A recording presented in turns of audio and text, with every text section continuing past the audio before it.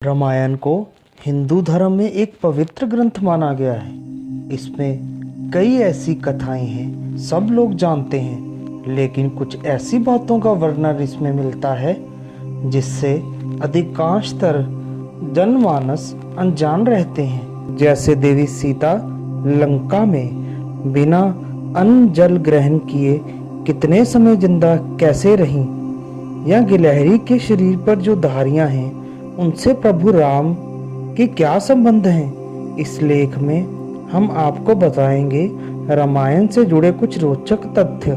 रामायण संस्कृत का एक महाकाव्य है जो कि कवि वाल्मीकि द्वारा रचित है। इस महाकाव्य में 24,000 छंद हैं जो 7 अध्याय या खंड में विभाजित हैं।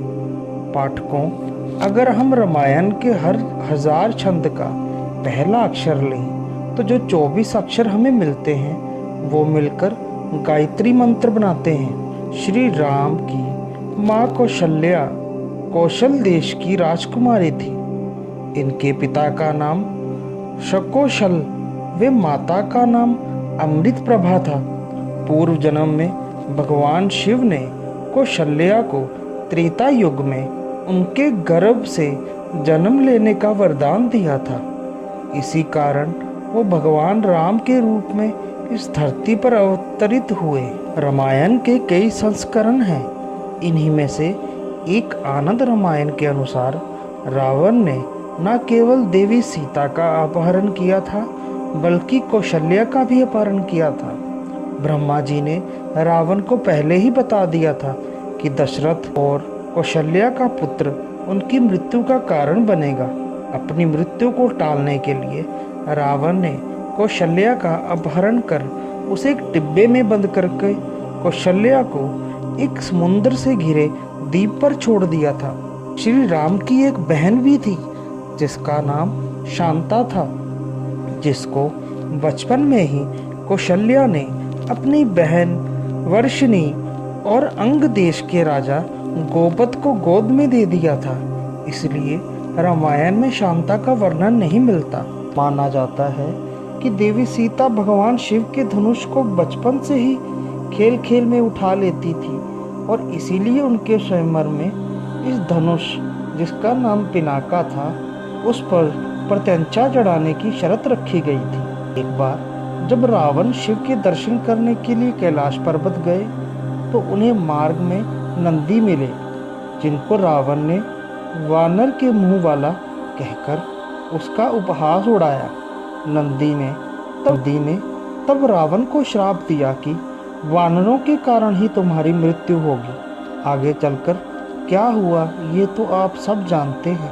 अपने विजय अभियान के दौरान जब रावण स्वर्ग पहुंचा तो वहां उससे रंभा नाम की एक अप्सरा मिली। रावण उस पर मोहित हो गया। रावण ने उसे छूने का प्रयास किया तो उसने कहा कि मैं अपने भाई कुबेर पुत्र नल कुबेर के लिए आरक्षित हूँ, इसलिए मैं आपकी पुत्र वधू के समान हूँ। पर रावण अपनी शक्ति में इतना चूर था कि उसने उसकी एक ना मानी। जब नल कुबेर को इस बात का पता चला तो उसने रावण को श्राप दिया कि आज के बाद यदि रावण ने किसी पराई स्त्री को उसकी इच्छा के विरुद्ध छुआ तो उसके मस्तक के 100 टुकड़े हो जाएंगे। जिस दिन रावण सीता का हरण करके लेके अशोक वाटिका में लाया था, उसी दिन ब्रह्मा ने एक विशेष खीर इंद्र के हाथों देवी सीता तक पहुंचाई थी। इंद्र ने देवी सीता के पहरे पर लगे राक्षसों को अपने प्रभाव से सुला दिया, जिसके बाद इंद्र ने देवी को वो दिव्य खीर दी जिसे ग्रहण कर देवी सीता की भूख प्यास शांत हो गई और वो अशोक वाटिका में बिना कुछ खाए पिए रह सकी। रावण भगवान शिव का अनन्य भक्त था। भगवान शिव के भजन कीर्तन के लिए रावण ने एक बार अपनी भुजा काटकर उससे एक वाद्य यंत्र भी बनाया था, जिससे रावण हट्टा का नाम मिला। कृष्णाग के अवतार लक्ष्मण ने रावण के पुत्र मेघनाथ को ही नहीं उसके दूसरे पुत्रों जैसे प्रहस्त और अतिकाय को भी मारा था। जिस समय श्री राम वनवास को गए थे उस समय उनकी आयु 27 वर्ष थी। राजा दशरथ नहीं चाहते थे कि राम वन जाए, इसलिए राजा दशरथ ने उन्हें सुझाव दिया कि वे उन्हें बंदी बना ले और राजगद्दी पर बैठ जाएं। लेकिन मर्यादा पुरुषोत्तम राम ऐसा कभी नहीं करते। वनवास के दौरान श्री राम ने एक कंबंध नाम राक्षस का वध किया। उसी ने राम को सुग्रीव से मित्रता करने का सुझाव दिया। रावण जब विश्व विजय पर निकला तो उसका युद्ध अयोध्या के राजा अनरण्य के साथ हुआ, जिसमें रावण विजयी रहा। राजा अनरण्य वीरगति को प्राप्त हो गए। उन्होंने मरते हुए श्राप दिया कि तेरी मृत्यु मेरे कुल के एक युवक द्वारा होगी। वाल्मीकि रामायण के अनुसार एक बार रावण अपने पुष्पक विमान से कहीं जा रहा था। उसने एक सुंदर युवती को तप करते देखा। वे युवती वेदवती थी, जो भगवान विष्णु को पति के रूप में पाने के लिए तपस्या कर रही थी। रावण उस पर मोहित हो गया और उसे जबरदस्ती अपने साथ ले जाने का प्रयास करने लगा। तब उस युवती ने रावण को श्राप दिया कि तेरी मृत्यु का कारण एक स्त्री बनेगी, और उसने अपने प्राण त्याग दिए। श्री राम के भाई राजकुमार भरत को अपने पिता के मृत्यु का आभास पहले ही हो गया था।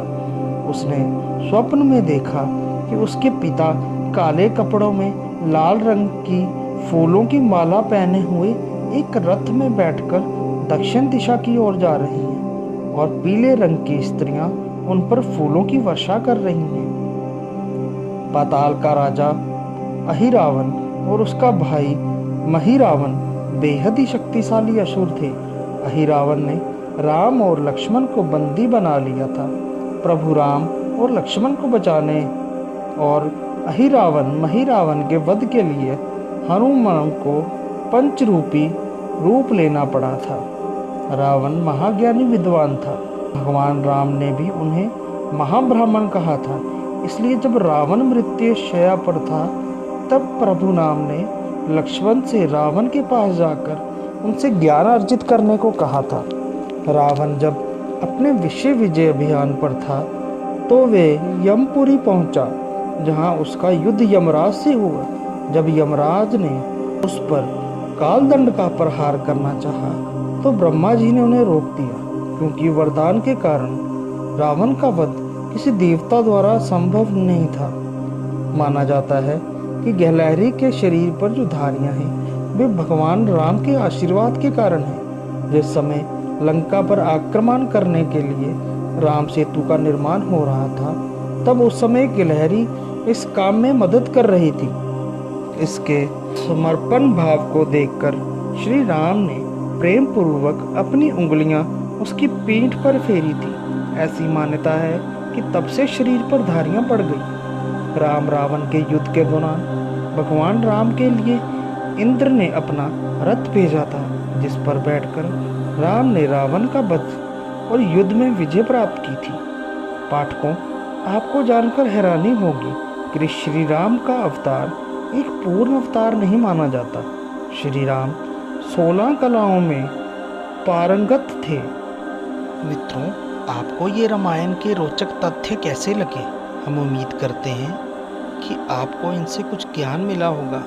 हमारी और वीडियो देखने के लिए हमारे चैनल को सब्सक्राइब करें। तब तक के लिए धन्यवाद।